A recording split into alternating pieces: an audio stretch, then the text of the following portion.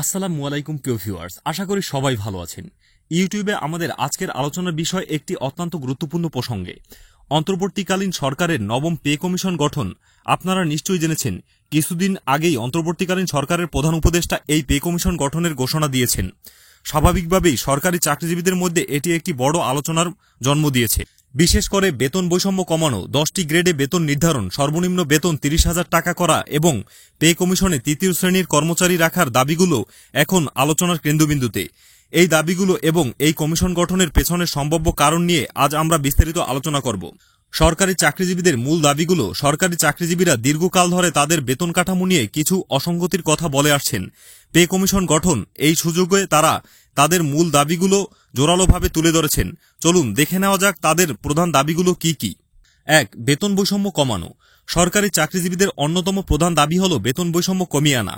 বর্তমানে বিভিন্ন গ্রেড এবং পদের মধ্যে বেতনের যে বিশাল পার্থক্য রয়েছে তা নিয়ে অসন্তোষ রয়েছে। বিশেষ করে উচ্চপদস্থ এবং নিম্নপদস্থ কর্মচারীদের বেতনের মধ্যে ব্যবধান অনেক বেশি। এই বৈষম্য দূর করে একটি সামঞ্জস্যপূর্ণ বেতন কাঠামো তৈরির দাবি জানানো হয়েছে। তাদের মতে এতে কর্মচারীদের মধ্যে কাজের প্রতি আরও বেশি উদ্দীপনা আসবে এবং কর্মপরিবেশ উন্নত হবে। 2. 20টি গ্রেডে বেতন নির্ধারণ। বর্তমানে সরকারি চাকরিজীবীদের জন্য 20টি গ্রেডে বেতন কাঠামো বিদ্যমান। এই 20টি গ্রেডকে কমিয়ে মাত্র 10টি গ্রেডে বেতন নির্ধারণের দাবি উঠেছে। তাদের যুক্তি হল, গ্রেডের সংখ্যা বেশি হওয়ায় অনেক সময় বেতন নির্ধারণ ও পদোন্নতিতে জটিলতা সৃষ্টি হয়। 10টি গ্রেডে বেতন নির্ধারণ করা হলে পুরো প্রক্রিয়াটি সহজ হবে এবং স্বচ্ছতা বাড়বে। এটি কার্যকর হলে প্রশাসনের গতিশীলতাও বাড়বে বলে মনে করা হচ্ছে। 3. সর্বনিম্ন বেতন 30,000 টাকা করা। জীবনযাত্রার ব্যয় বৃদ্ধির সঙ্গে সঙ্গতি রেখে সর্বনিম্ন বেতন 30,000 টাকা করার দাবি জানিয়েছে সরকারি কর্মচারীদের বিভিন্ন সংগঠন। বর্তমানে দ্রব্যমূল্যের ঊর্ধ্বগতির কারণে স্বল্প বেতনে জীবনযাপন করা কঠিন হয়ে পড়েছে। একটি সম্মানজনক জীবনযাত্রার জন্য এই দাবি অত্যন্ত যৌক্তিক। সর্বনিম্ন বেতন বৃদ্ধি করা হলে নিম্ন আয়ের কর্মচারীরা উপকৃত হবেন এবং তাদের আর্থিক সচ্ছলতা বাড়বে। 4. পে কমিশনে তৃতীয় শ্রেণীর কর্মচারীর প্রতিনিধিত্ব। পে কমিশন সাধারণত উচ্চপদস্থ কর্মকর্তাদের সমন্বয়ে গঠিত হয়, কিন্তু এবার দাবি উঠেছে পে কমিশনে যেন কমপক্ষে 2 জন তৃতীয় শ্রেণীর কর্মচারীকে সদস্য হিসেবে রাখা হয়।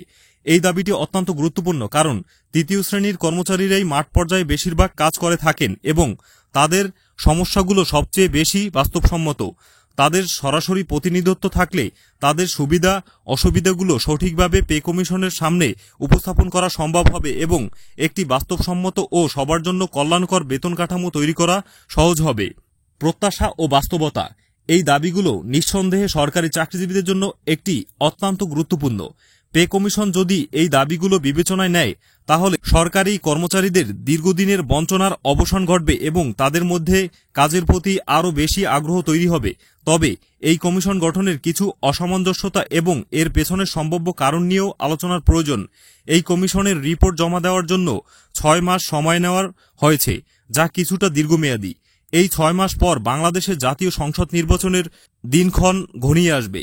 এমন পরিস্থিতিতে অন্তর্বর্তীকালীন সরকারের পক্ষে একটি পূর্ণাঙ্গ পে স্কেল ঘোষণা করা এবং তা বাস্তবায়ন করা কতটা সম্ভব তা নিয়ে গভীর সংশয় রয়েছে। সম্ভবত অন্তর্বর্তীকালীন সরকার কেবল পে কমিশন গঠন পর্যন্তই তাদের দায়িত্ব সীমাবদ্ধ রাখবে এবং নতুন পে স্কেল ঘোষণা ও বাস্তবায়নের গুরুদায়িত্ব নবনির্বাচিত সরকারের কাঁধেই পড়বে। আপনাদের মতামত কি এই নবম পে কমিশন এবং সরকারি চাকরিজীবীদের দাবিগুলো নিয়ে? কমেন্ট বক্সে অবশ্যই জানাবেন। ভিডিওটি ভালো লাগলে লাইক ও শেয়ার করতে ভুলবেন না এবং আমাদের চ্যানেলটি সাবস্ক্রাইব করে পাশে থাকবেন।